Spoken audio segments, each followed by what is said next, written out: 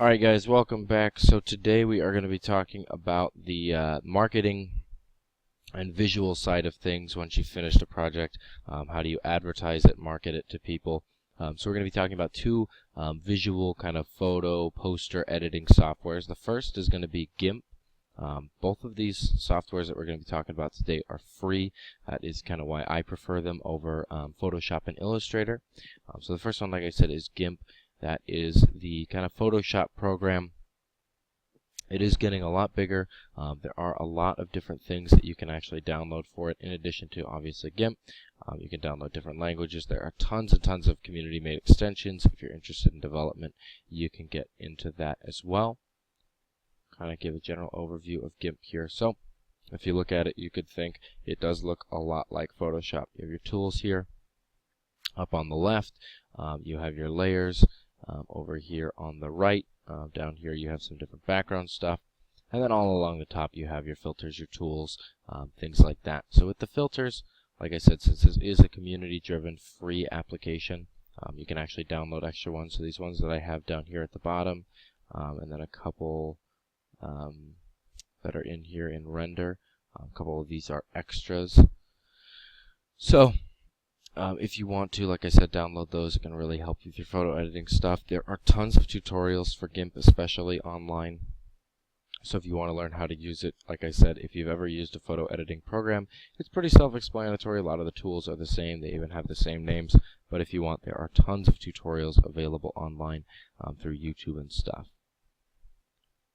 Alright, so this is the second program we're going to be talking about today. This is Inkscape. So Inkscape is a Adobe Illustrator type program. It's not entirely for photo editing. It's a little bit more for if you have like one of the drawing tablets, you can do a lot of free drawing on it, and then it's also really good for posters and vector-based graphics.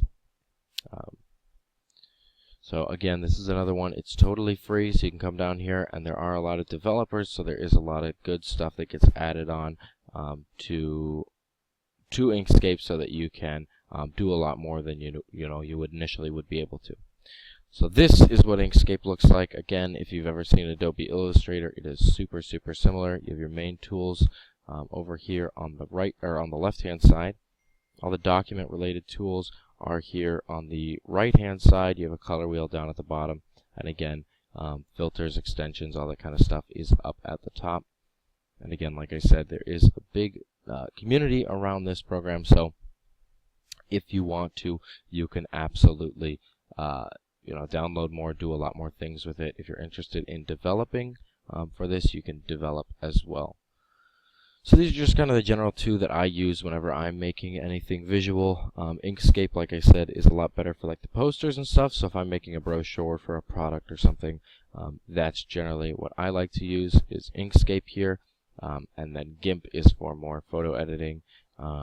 The edited shots that I made earlier in the semester were actually done through Gimp. So it is a really great program, and I do highly recommend both of these to anyone. Thanks so much, guys, and see you next week.